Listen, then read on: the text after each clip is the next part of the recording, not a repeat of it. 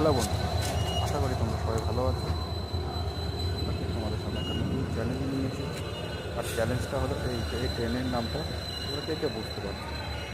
আর যারা বুঝতে পারছো তারা ঝটপট কমেন্ট বক্সে লিখে দেখাও দেখি। আর আর যারা নতুন এসেছো আমার চ্যানেলে তারা অবশ্যই সাবস্ক্রাইব করো। আর ভিডিওটি ভালো লাগলে অবশ্যই লাইক আর শেয়ার করো।